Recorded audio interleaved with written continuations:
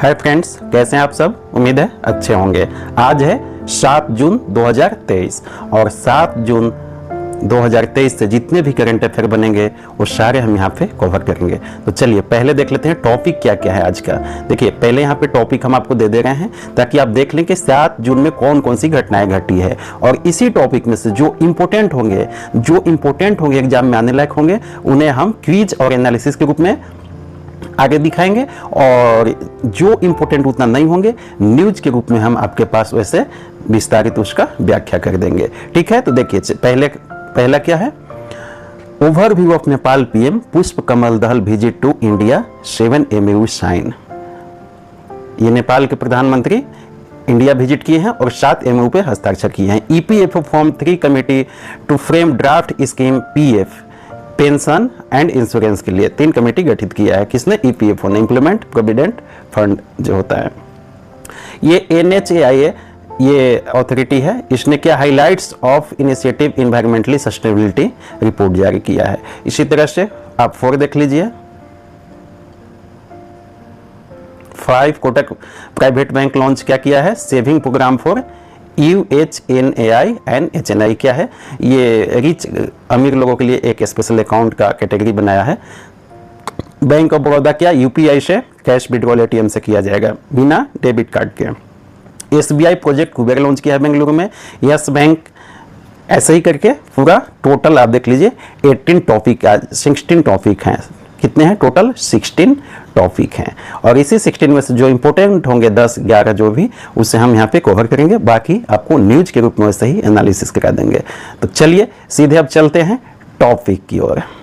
चलिए तो देखिए क्वेश्चन नंबर फर्स्ट क्या है, हाल ही में नेपाल के प्रधानमंत्री ने भारत यात्रा के दौरान 7 MOU पर हस्ताक्षर किए। मेमोरेंडम ऑफ अंडरस्टैंडिंग MOU का फुल फॉर्म होता है। नेपाल के वर्तमान प्रधानमंत्री कौन है ये आपको बताना है। ठीक है, कौन है? उत्तर क्या होगा? डी, पुष्प कमल दहल प्रचंड। ऐसे पुष्प कमल दहल प्रचंड साहब हैं, ये तीसरी बार प्रधानमंत्री नेपाल के बने हैं। इससे पूर्व में भी बन चुके हैं कई बार। ठीक है, 2008 में भी ये पहली बार बने थे। 2008 में ये पहली बार कब बने थे? 2008 में बने थे नेपाल के प्रधानमंत्री। ठीक है, और ये शेर बहादुर देवबा ये 2021 में, इनसे पूर्व में प्रधानमंत्री थे। ठीक है, और KP शर्मा ओली ये 2018 में प्रधानमंत्री बने थे। ठीक है, और सुशील कुरेला कब बने थे? 2014 में बने थे। तो इस चीज से आपको इतनी जानकारी मिल जाती है। एक चीज यहाँ पर और आप ध्यान रखिए, नेपाल में डेमोक्रेसी कब आया था? आप सुने होंगे नेपाल में पहले डेमोक्रेसी नहीं था, वहां मोनार्ची सिस्टम था, राजा सिस्टम था। 240 साल से वहां राजा सिस्टम, अभी मोनार्ची सिस्टम चला रहा था। ये कब हुआ? 2008 में। आप याद रखिएगा, डेट भी याद रख लीजिए, 28 मई 2008 को नेपाल पूर्ण रूप से डेमोक्रेटिक कंट्री बन गया और 240 साल पुराना मोनार्ची सिस्टम को समाप्त कर दिया गया। उस टाइम में भी प्रधानमंत्री कौन थे? पुष्प कमल दहल प्रचंड। ठीक है, चलिए चलते हैं क्वेश्चन नंबर 2 की ओर। हाँ, और देखिए एक चीज और आपको बता दें कि जो हम न्यूज यहाँ ऐसे कवर नहीं कर पाएंगे जिसे एनालिसिस के रूप में और आपको क्विज के रूप में, उसे न्यूज के रूप में हम दिखा देंगे जो इंपॉर्टेंट नहीं होगा। देख लीजिए, जो चीजें हम कवर नहीं कर पाएंगे बस न्यूज के रूप में आपके सामने पेश कर देंगे। आप यहां पर देख सकते हैं इतना इंपॉर्टेंट, जैसे रशियन लैंग्वेज डे 6 जून 2023 को मनाया गया। ठीक है, वर्ल्ड पेस्ट डे मनाया गया कब? वो भी 6 जून को मनाया गया। EPFO जो ड्राफ्ट 3 स्कीम कमेटी लॉन्च किया है, तो वो 3 कमेटी बनाया है EPFO ने, तो वो यहाँ पे है। इसी तरह से national Highway Authority of India जो ट्रांसपोर्ट मंत्रालय के अंतर्गत आता है, उसका न्यूज है।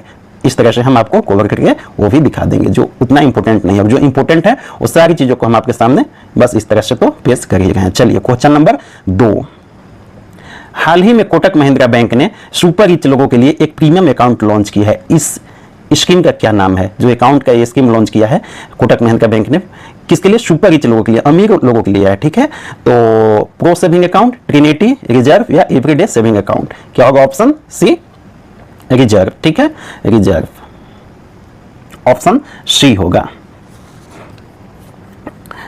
देखिए ये क्या है कि इसलिए ये सुपर रिच लोगों के लिए कहा जा रहा है। इसमें अकाउंट खोलने के लिए होता है, जानते हैं क्या है? कम से कम 7.5 यानी 7.5 करोड़ आपको उस बैंक के साथ रिलेशनशिप होना चाहिए, इतने का टर्नओवर उस बैंक से आपको हो जाना चाहिए, प्लस 50 लाख रुपए कम से कम आपके सेविंग अकाउंट में बैलेंस होना चाहिए, उस अकाउंट में बैलेंस होना चाहिए, तब आप इस अकाउंट को खुलवा सकते हैं। सुपर रिच लोगों के लिए ये अकाउंट है। रिजर्व किसने लॉन्च किया है? कोटक महिंद्रा बैंक ने, आप याद रखिएगा, ठीक है। अब विस्तार देखना चाहें देख लें, कोई खास है नहीं, इसलिए हम समय बर्बाद आपका नहीं करेंगे।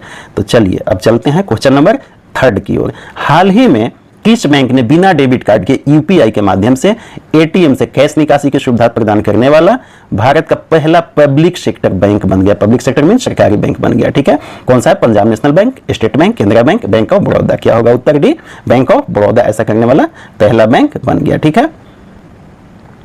देखिए ये कैसे होगा, आप एटीएम मशीन पे जाएंगे, जहां एटीएम लगा हुआ है उस मशीन पे जाएंगे। देखिए बैंक ऑफ बड़ौदा का जो है पूरे भारत में 11,000 एटीएम मशीन लगे हुए हैं, 11,000।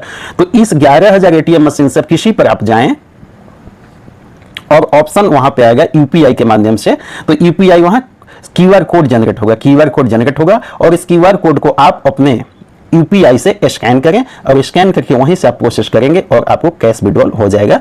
इसमें आपको फिजिकल डेबिट कार्ड ले जाने की जरूरत नहीं पड़ेगी, ठीक है। Interpretable cardless cash withdrawal. Interpretable क्या होता है? इंटरप्रेटेबल मींस होता है दो चीजों को जोड़ने वाला, ठीक है। तो यहाँ पे एटीएम सर्वर और यूपीआई सर्वर दोनों को जोड़ा गया है ना, तो इसीलिए क्या हो गया ये? Interpretable cardless cash withdrawal facility, ठीक है। चलिए आई थिंक आप क्लियर हो गए होंगे। आप थोड़ा सा देख लीजिए बैंक ऑफ बड़ौदा के बारे में जान लीजिए। फिलहाल एमडी और सीईओ कौन है? संजीव चंदा है। हेडक्वार्टर कहाँ है? बड़ौदा गुजरात में है और हेड ऑफिस मुंबई में है, ठीक है। एस्टेब्लिशमेंट कब हुआ था इसका? 20 जुलाई 1908 को हुआ था, 1908 को। टैगलाइन क्या है? India international bank. चलिए क्वेश्चन नंबर कितना है? 4। क्वेश्चन नंबर 4 है, सीआईआई ने भारतीय अर्थव्यवस्था को फाइनेंशियल ईयर 2023-24 के लिए कितना प्रतिशत रहने का अंदाज लगाया है? मतलब जीडीपी कितना रहेगा? तो कितना रहेगा? 6.5 से 6.7% तक रहने का अंदाज लगाया है, ठीक है। कॉन्फेडरेशन ऑफ इंडिया इंडस्ट्री इन्होंने अंदाज लगाया है, ठीक है। आप इसे याद रखेंगे। सीआईआई के बारे में आप देख लीजिए, इसके भी प्रेसिडेंट कौन है? आर दिनेश हैं। डायरेक्टर जनरल कौन है अभी? चंद्रजीत बनर्जी। हेडक्वार्टर न्यू दिल्ली में है और कब स्थापना हुआ था? 1895 में। देश आजादी के पहले का ये संस्था है, 1895 में, ठीक है। क्वेश्चन नंबर 5, हाल ही में कंट्रोलर जनरल ऑफ अकाउंट्स ने भारत का राजस्व घाटा टारगेट को 6.4% से घटाकर कितना प्रतिशत कर दिया गया है? राजस्व घाटा आप जानते हैं, हमारे देश के जितने बजट होते हैं, मतलब बजट में दिखाया जाता है जितने इनकम होते हैं, आय से ज्यादा व्यय जब हो जाए तो उसे क्या बोलते हैं? राजस्व घाटा बोलते हैं। आय से ज्यादा व्यय हो जाए, आय कम हो और व्यय ज्यादा हो तो राजस्व घाटा होता है। तो हमारे यहाँ भी राजस्व घाटा चलता है। तो 6.4% आकलन किया गया था बजट में, लेकिन उसे घटा के कंट्रोलर जनरल ऑफ अकाउंट्स ने कितना प्रतिशत कर दिया है? अब 6 से 6.4 से कम रहेगा, तो कितना? ऑप्शन क्या है? उत्तर सी, 6.36% कर दिया गया। ऐसा क्यों किया गया है? ऐसा इसलिए किया गया है कि आरबीआई ने अपना मुनाफा, आरबीआई आप पता है आपको कि आरबीआई को भी मुनाफा होता है, वो भी अपना मुनाफा कमाती है आरबीआई। बैंकों का बैंक है आरबीआई। आरबीआई क्या है? बैंकों का बैंक है। तो ये सभी बैंकों को, जितने भी कमर्शियल बैंक हैं, वो सभी कमर्शियल बैंक को ये ब्याज पे मूलधन देता है। तो उस पे जो इनकम होता है वो आरबीआई का इनकम होता है, ठीक है। तो आरबीआई का जो इनकम हुआ था उसमें से 87,000, आप याद रखिएगा, 87,416 करोड़ रुपए भारत सरकार को इस वर्ष इन्होंने दिया है, आरबीआई ने। तो जब इन्होंने दिया है तो उससे क्या हुआ? भारत की आय में वृद्धि हुई। आय में वृद्धि हुई तो राजस्व घाटा क्या होगा? कम होगा। तो इसीलिए राजस्व घाटे को 6.4% से घटाकर अब कितना कर दिया गया है? 6.36% कर दिया गया। 6.4 था, 36 हो गया, थोड़ा कम हुआ है। क्यों? क्योंकि 87,416 रुपए मैंने बताया आपको आरबीआई से गवर्नमेंट ऑफ इंडिया को प्राप्त हुए हैं। चलिए क्वेश्चन नंबर 6 क्लियर हो गया? यदि क्लियर नहीं हो रहा होगा वो भी आप कमेंट बॉक्स में लिखिएगा। कोई सुझाव देना चाहते हो वो भी आप कमेंट बॉक्स में बताइएगा, ठीक है। और हाँ दोस्तों, एक आपसे रिक्वेस्ट है, चैनल को सब्सक्राइब जरूर कर लीजिएगा, ठीक है। इससे हमें मोटिवेशन मिलता है और सब्सक्राइब करने से आपको भी एक बेनिफिट है। मैंने एक स्कीम लॉन्च की है कि फर्स्ट 1 के सब्सक्राइबर, मतलब 1 से लेके 1000 प्रथम सब्सक्राइबर जो भी होंगे उन सभी को के सेल्फ स्टडी टीम की तरफ से 2 वर्ष तक सभी मटेरियल, चाहे पीडीएफ हो या कोई भी मटेरियल टेस्ट पेपर हो, फ्री दिए जाएंगे। इसके लिए करना आपको क्या है, चैनल को सब्सक्राइब करना है और चैनल को सब्सक्राइब करके उसका स्क्रीनशॉट लेना है और स्क्रीनशॉट 89 60 69 42 83 इस व्हाट्सएप नंबर पे आपको स्क्रीनशॉट व्हाट्सएप कर देना है। हम क्या करेंगे फिर आपको आपके उस व्हाट्सएप नंबर को जिससे आपने हमें व्हाट्सएप किया है, एक ग्रुप मैंने बनाया है फ्री पीडीएफ वगैरह का, उसमें आपको हम ऐड कर देंगे, ठीक है। और इस तरह से आप 2 साल तक फ्री पीडीएफ मटेरियल प्राप्त करते रहिएगा। तो एक बेनिफिट आपको भी है और हमें भी मोटिवेशन मिलता है, ठीक है। तो चलिए चैनल को फटाफट सब्सक्राइब कर लीजिए। देखिए क्वेश्चन नंबर 6, हाल ही में गवर्नमेंट ऑफ इंडिया ने शिक्षकों व विद्यार्थियों को साइबर सुरक्षा में प्रशिक्षण देने हेतु किसके साथ एमओयू पर हस्ताक्षर किया है, ठीक है। देखिए कंटेंट बहुत अच्छे हैं, आप अगर इस चैनल को फॉलो करेंगे तो कोई भी करंट अफेयर आपका छूटेगा नहीं। हम daily current affair, weekly current affair, फिर मंथली करंट अफेयर और फिर ईयरली करंट अफेयर समय आएगा तो बनाएंगे ही, ठीक है। चलिए तो किसके साथ गवर्नमेंट ऑफ इंडिया ने एमओयू पर हस्ताक्षर किया है, किसके लिए, विद्यार्थियों और शिक्षकों को साइबर सुरक्षा में प्रशिक्षण के लिए। इंफोसिस के साथ, टेस्ला के साथ, माइक्रोसॉफ्ट के साथ या फेसबुक के साथ, किसके साथ किया है, उत्तर सी माइक्रोसॉफ्ट के साथ किया, ठीक है।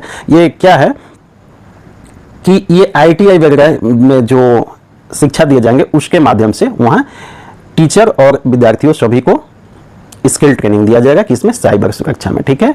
साइबर सिक्योरिटी जान रहे हैं आज के युग में एक बहुत बड़ा समस्या बन चुका है, साइबर क्राइम वगैरह सब बढ़ गए हैं। जाहिर सी बात है जैसे जैसे टेक्नोलॉजी डेवलप होती है वैसे वैसे क्राइम भी डेवलप होता है उसी क्षेत्र में। तो आज साइबर क्राइम बढ़ गए हैं, हैकिंग, नेट बैंकिंग हैकिंग वगैरह, ऑनलाइन वगैरह जो फ्रॉड हो रहे हैं बैंक से, खाते से, वो सभी को लेकर जागरूकता फैलाया जाएगा, ठीक है। तो किसके साथ, माइक्रोसॉफ्ट के साथ गवर्नमेंट ऑफ इंडिया ने एमओयू पर हस्ताक्षर किया है। यहाँ पर आप देख लीजिए माइक्रोसॉफ्ट के बारे में थोड़ा सा, कब स्थापना हुआ था, 4 अप्रैल 1975 को। फाउंडर कौन है, बिल गेट्स हैं, ठीक है, और पॉल एलन, ये दोनों ने मिलकर माइक्रोसॉफ्ट की स्थापना की थी। देखिए हाँ, और एसएससी वाले बच्चे ध्यान दें, एसएससी वाले, झारखंड जेएसएससी सीजीएल, आपको पता है वैकेंसी आउट हो चुका है। अगर आपको नहीं पता है तो हमारा वीडियो है, इस पर बनाया है मैंने, कैसे फॉर्म भरना है, क्या सैलरी है, वो सब बनाया है, आप उसको भी जाकर देख लेंगे, लिंक हम डिस्क्रिप्शन में दे देंगे, ठीक है।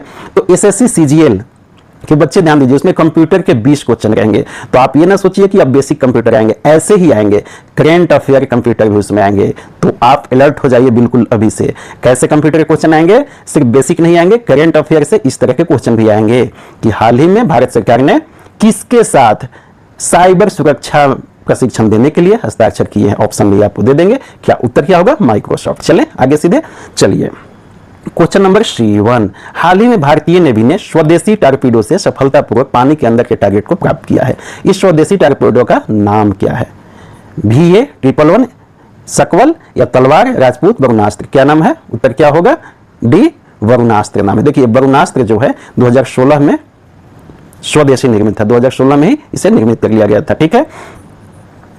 और ये जो है ये रसिया का टॉर्पीडो है, ठीक है, बाकी ये सब भारत में यूज होते हैं, लेकिन ये स्वदेशी है वरुणास्त्र, ठीक है।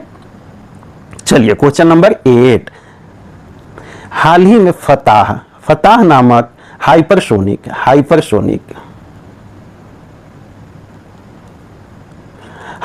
मिसाइल का किस देश ने सफलतापूर्वक परीक्षण किया, अफगानिस्तान, उत्तर कोरिया, ईरान, इराक, क्या होगा उत्तर सी, ईरान ने यह मिसाइल का परीक्षण किया। देखिए ये फताह जो है, फताह ईरान का मिसाइल है। भारत का बताइए आप कि भारत का कौन सा मिसाइल है जिसकी रेंज 5000 किलोमीटर तक है, क्या है उसका नाम, अग्नि 5 है, ठीक है। तो फिर इसकी रेंज क्या है, देख लीजिए 1400 किलोमीटर तक है, 1400 किलोमीटर तक है, 6 जून का न्यूज है। चलिए अब ईरान के बारे में थोड़ा सा देख लीजिए, कैपिटल कहाँ है, तेहरान, अभी वहां के प्रेसिडेंट कौन है, इब्राहिम रईसी, करेंसी क्या है, ईरानियन रियाल, ठीक है। चलिए क्वेश्चन नंबर 9, हाल ही में 21 से ज्यादा लेखकों द्वारा साझा विचारों के आधार पर लिखित एक किताब का अनावरण जेपी नड्डा साहब ने किया है। इस किताब का नाम क्या है, आजादी का अमृत महोत्सव, देश व अमृतकाल की ओर या नन ऑफ द एबव, क्या होगा उत्तर सी, अमृतकाल की ओर, ठीक है। देखिए 9 ईयर्स जो बीजेपी गवर्नमेंट के भी रहे हैं उसके कंट्रीब्यूशन रिलेटेड ही इसमें जिक्र किए गए हैं, ठीक है। चलिए क्वेश्चन नंबर 10, हाल ही में महाराष्ट्र के मुख्यमंत्री ने एशिया का सबसे बड़ा क्लस्टर डेवलपमेंट स्कीम कहां लॉन्च की, आपको बताना है, मुंबई में, नागपुर में, थाने में या नन ऑफ द एबव, क्या होगा उत्तर उत्तर आपको हम बता देते हैं, यहाँ प्रिंट नहीं है, थाने में, ठीक है, थाने में। देखिए, on 5 June Maharashtra chief minister Eknath Shinde Asia largest collector development scheme in Thane, Maharashtra for all collective redevelopment of unauthorised official dangerous building in the urban area. तो आपको क्लियर हो गया। चलिए देखिए, अब यहाँ पे जो इंपॉर्टेंट न्यूज नहीं है उसे आप थोड़ा सा देख लीजिए। ईपीएफओ करनी चाहिए, उन्होंने 3 कमेटी गठित की है, उसके बारे में कोई खास इंपॉर्टेंट नहीं है। यदि आप बैंकिंग वगैरह की तैयारी करते होंगे तो थोड़ा सा इसको आप देख लीजिएगा, और अदरवाइज जैसे बाकी एग्जाम के लिए उतना इंपॉर्टेंट नहीं है। वैसे ही National Highway Authority of India Limited के बारे में कुछ रिपोर्ट है, उससे है। इसी तरह से ये दो न्यूज और है, एसबीआई भी एक कुबेर प्रोजेक्ट लॉन्च किया है बेंगलुरु में, उससे रिलेटेड है, कोई खास है नहीं। तो चलिए दोस्तों, आपने चैनल को सब्सक्राइब कीजिए और सेशन को एंजॉय कीजिए, ठीक है। चलिए, थैंक यू वेरी मच।